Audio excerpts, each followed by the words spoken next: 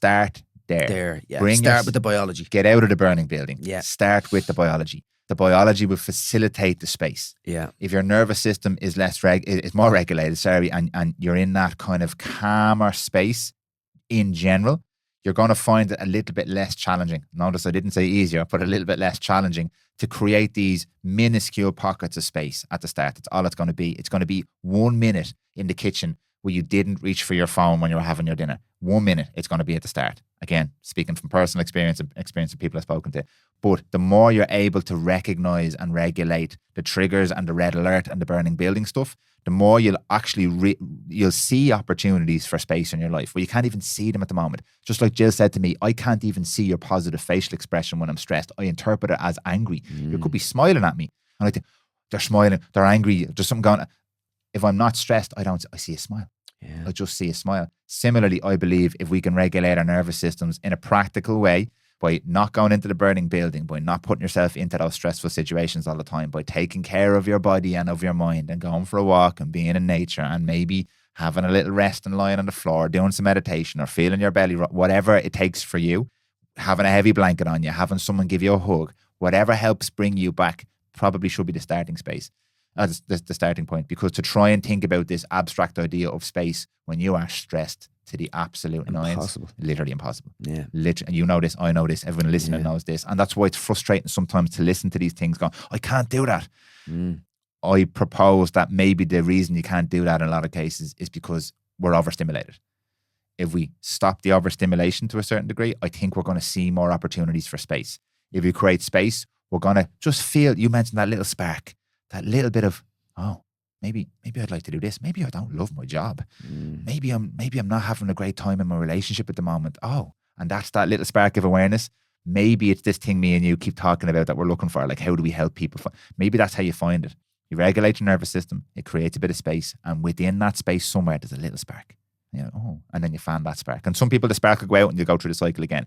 But if you can fan that spark a little bit, for me, that was the positive reinforcement loop. You started to go, I'm enjoying college. I'm enjoying learning. Yeah. For me, it was, I feel deeper connected with my kids. They're reacting to me differently here. Yeah. I love that. You were noticing it. I noticed it. And it's not because I had this mad awareness renting. I had just I was a little bit less overstimulated. And I go back to those overstimulated moments all the time. But I always know. Because either Jill will say something to me or I'll notice how the kids are interacting with me. It's a big wow moment for me. God, they're not interacting with me the same way. I must be, I was on my phone a lot this morning. I'm sending emails.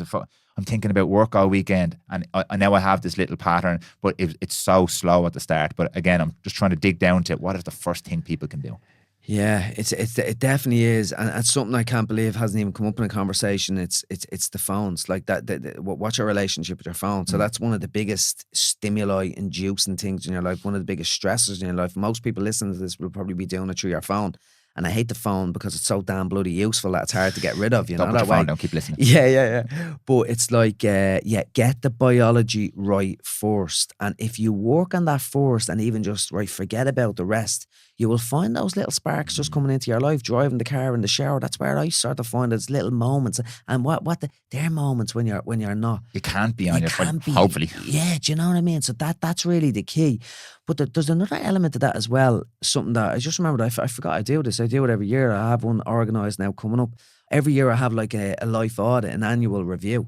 And it's a personal annual review. And I'm going to try to do actually two days this year. I hope Natalie doesn't listen to this. I have to tell her about what my plans are. But I want to do 2 days and really do a deep dive. And it'll be no phone. It will be going away. And I only heard recently Mo Salah does this. He goes away from his wife and his kids for 2 days every year. I think a day or something like that. And I know I have a mentor of mine that does it as well. Because the answers won't come to you initially. And I know that's quite impossible for some people. Maybe I used to do it for 2 hours on New Year's Eve.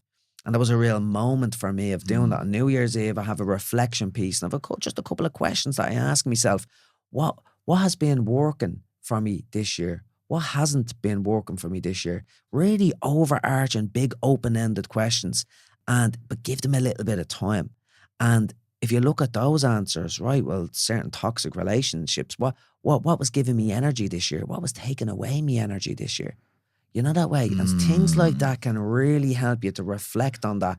But I think, as you stated, Dan, there's no point in doing the likes of that. If you're fired up and your biology is ramped up and you're overstimulated, you've got to look after that first. The biology's got to come first. Yeah, and as you're speaking, this could go back and forth all day. We'll get through one question.